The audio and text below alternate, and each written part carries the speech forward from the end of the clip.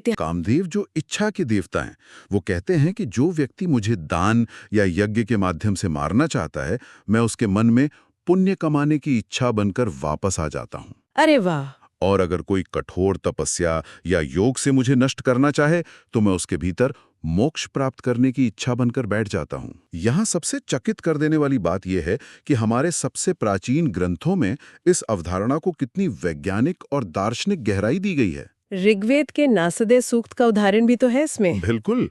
ऋग्वेद के 10वें मंडल का नासदीय सूक्त, जो ब्रह्मांड की उत्पत्ति पर बात करता है, उसमें बहुत ही स्पष्ट रूप से कहा गया है कि सृष्टि की शुरुआत में न सत्य था न असत्य। तो फिर सबसे पहले क्या आया? निर्वात में सबसे पहले पैदा हुआ काम, जिसे वहां आदि रेतस कहा गया है। आदि रेतस यानी प्राइम सीड। हाँ, ये ब्रह्मांड के शांत मन में उठने वाली पहली हलचल थी। इस पहली इच्छा के बिना तो पूरे ब्रह्मांड का निर्माण ही असंभव था। एकदम। जब तक कुछ होने या बनने की इच्छा नहीं होगी, तब तक कुछ भी नया कैसे बनेगा। ये सोचना ही कितना अद्भुत है। जिस काम या इच्छा को अक्सर समाज में दबाने या छिपाने की कोशिश की जाती है, असल में वही क्रिएशन यानी सृजन का सबसे पहला कारण है। और जब इस अवधारणा को एक चेहरे, एक स्वरूप में ढाला गया, तो कामदेव का जन्म हुआ। निबंध के अनुसार कामदेव ब्रह्मा के 10वें मानस पुत्र हैं। हाँ, मानस पुत्र। चूंकि वे मन से पैदा हुए हैं, इसलिए उन्हें मनमथ कहा जाता है।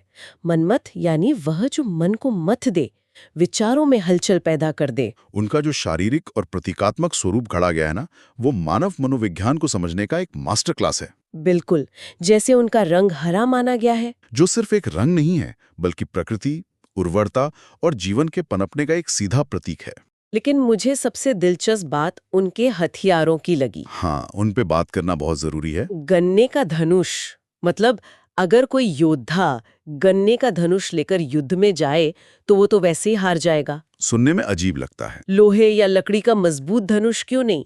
ये तो बहुत ही अव्यवहारिक लगता है। यही तो इस प्रतीक की सबसे बड़ी खूबसूरती है। गन्ने का धनुष, जिसे इक्षु धनुष कहा जाता है, कोई साधारण हथियार नहीं है। गन्ना मीठा जरूर होता है, लेकिन उसे तोड़ने या मोड़ने में बहुत शारीरिक मेहनत लगती है। अच्छा, तो ये एक रूपक है। बिल्कुल, ये इस बात का एकदम सटीक रूपक है कि प्यार और इच्छा की राह में मिठास तो बहुत है, लेकिन वहां तक पहुंचने का रास्ता कठिनाइयों, संघर्ष और मेहनत से भरा है। और इस धनुष के प्रत्यंचा यानी डोरी को देखिए, जो भंवरों और मधुमक्खियों से बनी है। ओहो, मधुमक्खियों की डोरी। इसका सीधा मतलब है कि जहां शहद जैसी मिठास होगी, वहां डंक का दर्द भी स्वाभाविक रूप से मौजूद होगा। एकदम सही। प्यार में इंसान को जो परम आनंद मिलता है और जो गहरी पीड़ा महसूस होती है, वो दोनों एक ही धनुष से निकलती हैं। बिल्कुल। और इस धनुष से जो तीर चलाए जाते हैं, वो भी किसी धातु के नहीं बने, वे फूलों के बने हैं। हाँ। कालिका पुराण के हवाले से निबंध में इन 5 तीरों का बहुत ही सूक्ष्म मनोवैज्ञानिक विश्लेषण किया गया है। वे 5 फूल हैं: अरविंद यानी कमल, अशोक आम का फूल, नवमल्लिका यानी चमेली और नीलोत्पल यानी नीला कमल। ये केवल फूल नहीं है, ये प्रेम और आकर्षण के 5 अलग-अलग मनोवैज्ञानिक चरण हैं। ये हिस्सा मुझे व्यक्तिगत रूप से बहुत दिलचस्प लगा था। ये बताता है कि प्यार कोई एक झटके में होने वाली चीज नहीं है। हाँ, एक पूरी प्रक्रिया है। पहला तीर है हर्षण, जो मन में एक खुशी लाता है। बिल्कुल, ये एक अचानक होने वाली खुशी और शुरुआती आकर्षण पैदा करता है। जब ये तीर लगता है तो इंसान के लिए दुनिया अचानक से थोड़ी ज्यादा खूबसूरत लगने लगती है। और फिर आता है दूसरा तीर, रोचन, जो उस शुरुआती आकर्षण को उत्तेजना में बदल देता है। यानी ये वो अवस्था है जहां इंसान सामने वाले के बारे में हर छोटी बड़ी बात जानने के लिए उत्सुक हो जाता है। एकदम। आज के समय में हम इसे किसी की सोशल मीडिया प्रोफाइल को घंटों तक स्क्रॉल करने से जोड़ सकते हैं। बहुत सही तुलना है। और फिर आता है तीसरा तीर, मोहन, जो सम्मोहन का काम करता है। हाँ, इस चरण में इंसान पूरी तरह से सामने वाले के ख्यालों में खो जाता है। उसका ध्यान भटकने लगता है और वो एक तरह के नशे में रहता है। लेकिन इसके बाद के जो 2 तीर हैं, वो इस भावना के दर्दनाक पहलू को सामने लाते हैं। चौथा तीर है शोषण, यानी विरह की आग या दूर होने की बेचैनी। ये वो मानसिक और शारीरिक पीड़ा है जो इंसान को अंदर ही अंदर सुखा देती है। नींद उड़ जाना, भूख ना लगना, ये सब इसी शोषण तीर का असर है। और अंत में आता है मारण। ये वो चरम अवस्था है जहां इंसान अपनी सुध बुध पूरी तरह खो बैठता है। मतलब लॉजिक खत्म। बिल्कुल। वासना और प्रेम में व्यक्ति इतना अंधा हो जाता है कि उसे अपने अस्तित्व या सही और गलत का कोई भान नहीं रहता। और ये बात सिर्फ धनुष और तीर तक सीमित नहीं है। जब सारे तीर विफल हो जाते हैं तब कामदेव अपने अन्य अस्त्रों का इस्तेमाल करते हैं, हाँ, उनके पास एक पाश भी है। जो इंसान को इच्छा के जाल में बुरी तरह जकड़ लेता है। ये तो बिल्कुल वैसा है जैसे किसी विचार या किसी व्यक्ति के ख्यालों के लूप में फंस जाना, जहां से इंसान चाहकर भी बाहर नहीं आ पाता। और इसके साथ एक अंकुश भी है। ये अंकुश उस भयंकर क्रोध का प्रतीक है जो तब जन्म लेता है जब इंसान की कोई बहुत गहरी इच्छा पूरी नहीं हो पाती। मतलब कामदेव के प्रभाव से बचना सच में एक लोहे के चने चबाने जैसा है। असंभव ही समझिए। उनके साथियों की परिकल्पना भी कमाल की है।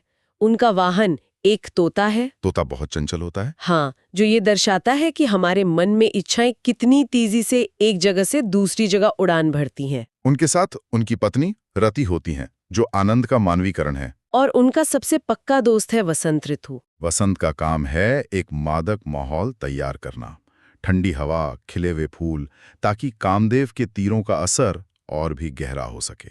माहौल बनाना बहुत जरूरी है, लेकिन इस पूरी चर्चा में एक बहुत ही ड्रामेटिक मोड़ आता है। एक ऐसी घटना जो इस पूरी दार्शनिक समझ को एक नए स्तर पर ले जाती है। कामदेव का महाकाल से टकराव। हाँ, प्रलय और वैराग्य के देवता भगवान शिव से टकराव। तारकासुर नाम के एक असुर ने स्वर्ग पर कब्जा कर लिया था और उसे वरदान था कि उसकी मृत्यु केवल शिव के पुत्र के हाथों ही हो सकती है। और यहाँ देवताओं के लिए सबसे बड़ा संकट था, क्योंकि शिव की पत्नी सती के आत्मदाह के बाद शिव गहरे वैराग्य में चले गए थे। वे हिमालय पर एक ऐसी कठोर समाधि में लीन थे जहां संसार का कोई भी शोर उन तक नहीं पहुंच रहा था। और देवताओं को समझ आ गया था कि अगर शिव का ध्यान नहीं टूटा तो तारकासुर पूरे ब्रह्मांड को नष्ट कर देगा। निस्तब्ध इंद्र ने कामदेव को शिव की समाधि भंग करने का जिम्मा सौंपा। ये कोई छोटा काम नहीं था। एक तरफ वो देवता है जो चंचलता और इच्छा का प्रतीक है, और दूसरी तरफ वो महायोगी हैं जो पूर्ण एकाग्रता और वैराग्य के शिखर पर बैठे हैं। कामदेव को पता था कि ये एक ऐसा मिशन है जहां से उनका जीवित वापस आना लगभग नामुमकिन है। यहाँ से बात असल में बेहद दिलचस्प हो जाती है। कामदेव ब्रह्मांड को बचाने के लिए अपनी पत्नी रति और मित्र वसंत के साथ हिमालय पहुंच गए। और वसंत ने अपना काम शुरू किया। वीरान बर्फीली वादियों में अचानक फूल खिलने लगे, माहौल पूरी तरह से मादक हो गया। और तब कामदेव ने अपना सबसे शक्तिशाली सम्मोहन का तीर सीधे भगवान शिव के हृदय पर चला दिया। तीर के लगते ही शिव के अडिग मन में हलचल पैदा हो गई। उनका ध्यान टूट गया। जाहिर है उन्हें बहुत क्रोध आया होगा। बहुत भयंकर क्रोध।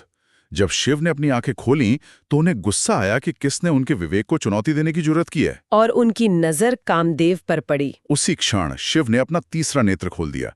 उस तीसरे नेत्र से निकली अग्नि ने क्षण भर में कामदेव को जलाकर राख के ढेर में तब्दील कर दिया। कामदेव का भौतिक शरीर हमेशा के लिए भस्म हो गया। ये दृश्य कहानी के स्तर पर तो बहुत ही रोंगटे खड़े कर देने वाला है, लेकिन इसका दार्शनिक अर्थ उससे भी ज्यादा गहरा है। बिल्कुल। क्या हम इसे एक तरह का मनोवैज्ञानिक संघर्ष मान सकते हैं? 100% मान सकते हैं। दर्शन के नजरिए से ये योग और भोग के बीच का महासंग्राम है। योग और भोग? हाँ, शिव यहाँ पूर्ण योग यानी जागृत चेतना, विवेक और तर्क के प्रतीक हैं।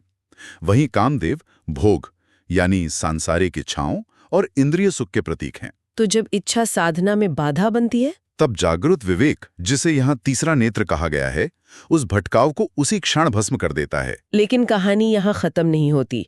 कामदेव का शरीर तो जल गया, पर क्या इच्छा को कभी पूरी तरह से मारा जा सकता है? नहीं मारा जा सकता। जब रति ने विलाप किया तो शिव का क्रोध शांत हुआ, लेकिन शिव का तीसरा नेत्र जो एक बार भस्म कर दे, उसे उसी रूप में वापस नहीं लाया जा सकता। इसीलिए शिव ने एक बहुत ही अद्भुत बीच का रास्ता निकाला। उन्होंने कामदेव को पुनर्जीवित किया, लेकिन बिना किसी भौतिक शरीर के। और यहीं से कामदेव को उनका नया नाम मिला, अनंग। अनंग यानी जिसका कोई अंग या शरीर न हो। शिव ने इच्छा को एक सीमित भौतिक शरीर की कैद से आजाद कर दिया और उसे एक अमूर्त भावना में बदलकर पूरी प्रकृति के कण कण में बिखेर दिया। ये बहुत ही खूबसूरत कल्पना है। कामदेव अब सिर्फ एक व्यक्ति नहीं रहे, वो एक अदृश्य एहसास बन गए। वो आम के बौर की महक में, चांदनी रातों में और वसंत की हवा में समा गए। इसका सीधा सा मतलब ये था कि अब कामदेव को कोई मार नहीं सकता था, क्योंकि अब वो हर जीवित प्राणी के भीतर उसके अवचेतन में एक भावना बनकर मौजूद थे। और अगर हम पौराणिक कालक्रम में आगे बढ़ें तो द्वापर युग में कामदेव की वापसी की कथा इस विचार को और पुख्ता करती है। वो प्रद्युम्न वाली कहानी। हाँ, कामदेव जन्म लेते हैं भगवान कृष्ण के पुत्र प्रद्युम्न के रूप में, लेकिन जन्म लेते ही शंबरासुर नाम का एक दानव नवजात प्रद्युम्न को उफनते समुद्र में फेंक देता है। इसके बाद की कहानी तो किसी थ्रिलर से कम नहीं है।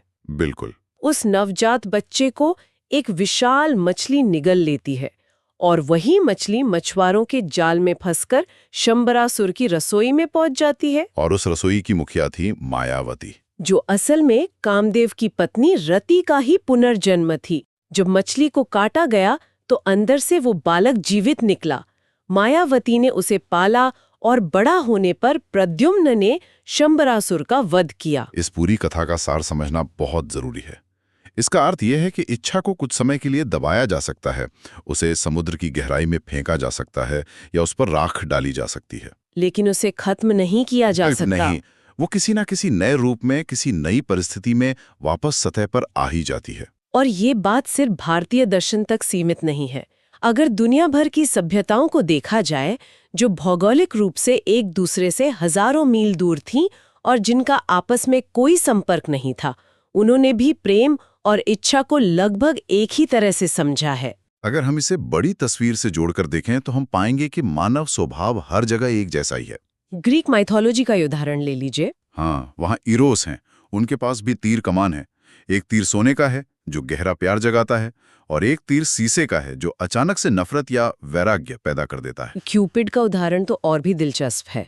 क्यूपिड की आंखों पर अक्सर पट्टी बंधी होती है रोमन माइथोलॉजी में। जी, ये सिर्फ कला का हिस्सा नहीं है, बल्कि ये इस विश्वव्यापी मान्यता का प्रतीक है कि प्यार सच में अंधा होता है। ये इंसान का बैंक बैलेंस, उसकी शक्ल या तर्क देखकर नहीं होता। ये पूरी तरह से अतार्किक और बेकाबू है। इसी तरह चीनी लोक कथाओं में यूएल लाओ का जिक्र है। उनके पास धनुष बाण नहीं होता ना? नहीं, उनके पास एक अदृश्य लाल रंग का रेशमी धागा है जिसे वो दो लोगों के पैरों में बांध देते हैं। फिर चाहे वो दुनिया के दो अलग अलग कोनों में ही क्यों न हो, वो धागा उन्हें एक दूसरे की तरफ खींच ही लाता है। और नॉर्स माइथोलॉजी में देवी फ्रेया का रथ बिल्लियां खींचती हैं। बिल्लियों का स्वभाव भी बेहद अनप्रेडिक्टेबल होता है। बिल्कुल। इन सभी संस्कृतियों में एक समानता स्पष्ट है। प्रेम या इच्छा एक अचानक होने वाली घटना है जो पूरी तरह से इंसान के कंट्रोल के बाहर है। तो इस सब का असल में क्या मतलब है? हम इन प्राचीन कहानियों और मिथकों से आज के आधुनिक जीवन के लिए क्या निष्कर्ष निकाल सकते हैं? इसका जवाब हिंदू दर्शन के पुरुषार्थ के सिद्धांत में बहुत स्पष्ट रूप से मिलता है।